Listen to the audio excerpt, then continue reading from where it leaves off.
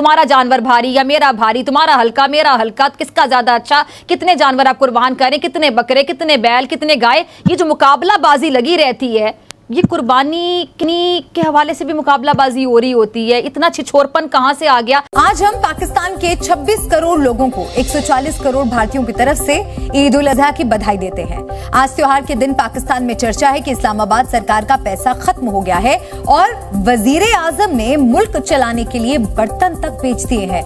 ईद से कबल मुनाफाखोरों ने महंगाई की छुरी चला दी है। सब्ज मसालों की कीमतें आसमान को छूने लगी हैं। प्याज, टमाटर, सब्ज मिर्चें, अदरक, लहसुन सब महंगा हो गया। कराची में टमाटर की कीमत में एक दिन में 140 रुपए तक इजाफा हुआ। लीमू और धनिए की कीमतें भी बढ़ गईं। आप बहुत सारे लोगों को, लिबरल और सेकुलर लोगों को ये प्रोपेगेंडा करते सुनते हैं कि साहब क्या जरूरत है इतने जानवर कुर्बान करने की। ना जाने इन दिनों हमारा जो निस्फ़ ईमान है वो कहाँ चला जाता है कि जानवर ज़बा करके हम खुद को बरीउज़्मा समझते हैं। ईद के बाद कई कई दिन तक आप देखते होंगे सड़कों पर, चौराहों पर, जगह जगह पर आलाइशों के ढेर होते हैं और हफ्तों उनसे उठने वाला जो ताफुन है वो फैला रहता है। लेकिन यहाँ तक कि जो ताफुन ज़दा फ़ज़ा है वहाँ पे सांस लेना मुश्किल हो जाता है, लेकिन हमें महसूस नहीं होता कि ये सब कुछ हमारी वजह से हुआ है, हम जिम्मेदार नहीं ले रहे और हम लाखों रुपए कुर्बानी पे खर्च करते हैं। चंद रुपए सफाई पर खर्च क्यों नहीं कर पाते हैं? महंगाई इतनी ज़्यादा है कि क़ुव्वत खरीद नहीं रही लोगों की। जहाँ लोग किलो ले जाते थे आजकल छटांग पे आ गए हैं लोग। पूरे बाजार खाली पड़ा हुआ है, कोई नहीं आ रहा है। लेकिन क्यों? क़ुव्वत खरीद नहीं है लोगों की।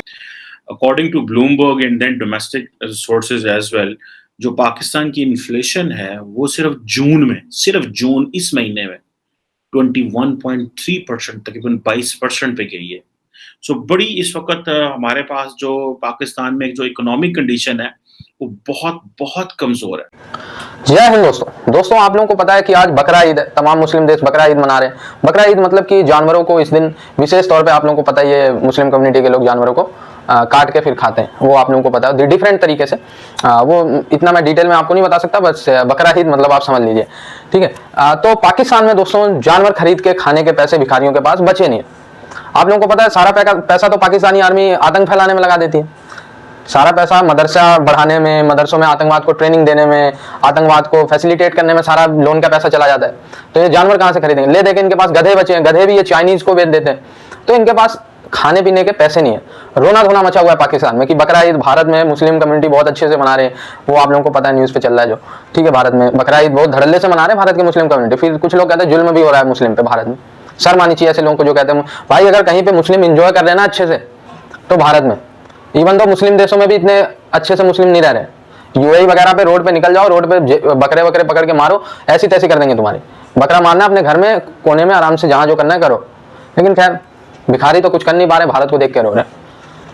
तुम्हारा जानवर भारी या मेरा भारी, तुम्हारा हल्का मेरा हल्का, किसका ज्यादा अच्छा, कितने जानवर आप कुर्बान करें, कितने बकरे, कितने बैल, कितने गाय, ये जो मुकाबलाबाजी लगी रहती है, ये कुर्बानी के हवाले से भी मुकाबलाबाजी हो रही होती है। इतना छिछोरपन कहाँ से आ गया? सॉरी मैं ये लफ्ज़ इस्तेमाल कर रही हूँ कि हम इतने बेहिस हो गए कि हम कुर्बानी का जानवर लेते हुए भी मुकाबलाबाजी कर रहे होते हैं। According to Bloomberg and then domestic sources as well, जो पाकिस्तान की इन्फ्लेशन है वो सिर्फ जून इस महीने में 21.3% तकरीबन 22% पे गई है। सो बड़ी इस वक्त हमारे पास जो पाकिस्तान में जो इकोनॉमिक कंडीशन है वो बहुत बहुत कमजोर है। अब हमने यहाँ से आगे कैसे जाना है, ये तो क्वेश्चन है, यही तो बात करनी है। और सियासतदान है वो जलसे पे जुलूस निकाल रहे हैं। आज के ज़माने में पाकिस्तान में क्या जिधर 250 रुपये लीटर पेट्रोल हो, क्या जलसे जुलूस जो हैं और सड़कों पे लोगों को इकट्ठा करना अक्रॉस द कंट्री और कहना कि आओ मेरी बात सुनो, सिर्फ इस बात पे अपनी बात सुनाने के लिए करोड़ों रुपए का पेट्रोल ज़ाया कर देना, ये कौन सी अक्ल है? ये तो फिर वो श्रीलंका वाला हिसाब होना चाहिए ना कि प्राइवेट ट्रांसपोर्ट ही बंद कर दें और सिर्फ सरकारी ट्रांसपोर्ट हो। पाकिस्तान में तो वो भी नहीं हो सकता, क्योंकि पाकिस्तान जितनी कंजेस्शन है यहाँ पे, आबादी जितनी ज़्यादा है यहाँ पे, पब्लिक ट्रांसपोर्ट है नहीं है, तो सरकार किस तरह चलेगी? तो हमें तो बड़ा फूंक के कदम रखने हैं और हमें प्लान करना है कि हमें आइंदा किस तरफ जाना है और क्या करना है। फूड इन्फ्लेशन हमारे पास 229 जो % बढ़ी है। जो ट्रांसपोर्ट के किराए हैं वो 62-63% बढ़े हैं जून के अंदर। This is what the data shows, this is what the Bloomberg, ये जो ब्यूरो ऑफ स्टैटिस्टिक्स है वो कह रही है। आप देखिए ना कि लार्जली ये कभी भी 12-13 पे एक साल में 10-12 पे कभी इससे ज्यादा नहीं हुई थी। 2020-21 में इन्फ्लेशन बड़ी कम हो गई थी पाकिस्तान में, 6% 7% पे आ गई थी।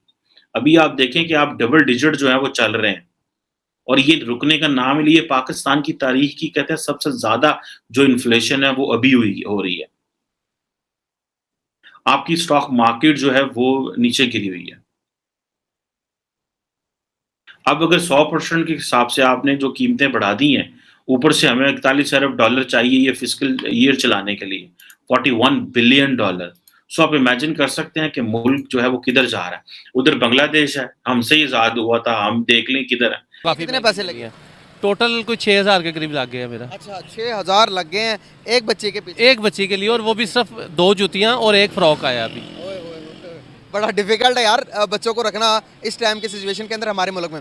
अगर महंगाई कहाँ पर ज़्यादा है, पाकिस्तान में या फिर हिंदुस्तान में महंगाई है? अच्छा, महंगाई यहाँ पे ज़्यादा है, क्योंकि अगर हिंदुस्तान में महंगाई ज़्यादा है तो वहाँ पे सोर्सेज भी ज़्यादा हैं। यहाँ पे अब सोर्सेज कम हो गए हुए हैं, वे ऑफ इनकम जो है वो ना होने के बराबर हो गया हुआ है।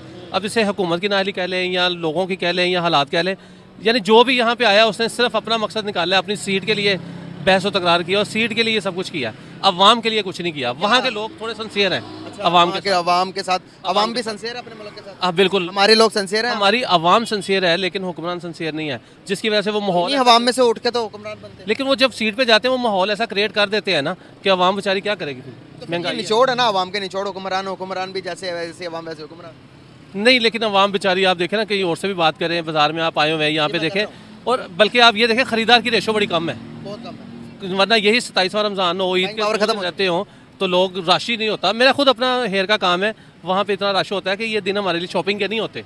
लेकिन अब बाजार आए हुए इसका मतलब है कि शॉप बंद है, तो वो रश नहीं है जो पिछले सालों में होते थे।